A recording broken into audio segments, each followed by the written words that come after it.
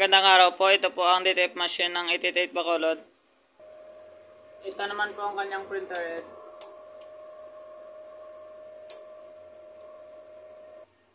Head clean. Punasan ng wiper pagkatapos mag-head clean.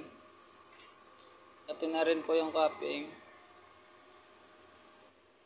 Nozzle test. Ito naman po yung kakalabasan ng aking nozzle test. Kompleto naman po yung white at colored. Ink tanker, tama lang po ang level, maliban lang po sa magenta. Waste tank, kakadispose lang po kahapon. ABR. At saka ground wire. Ito naman po yung consumable ko sa mga ink.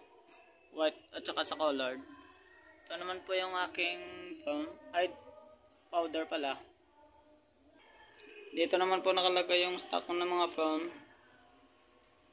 Ang DTF at Sable. DTF monitoring. Daily maintenance checklist. Daily production log. Ito naman po yung consumable ko sa white. Black. Yellow. Magenta.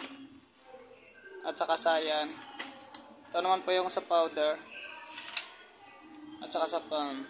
Updated na rin po sa system yung daily output at weekly physical inventory. Yun lang po.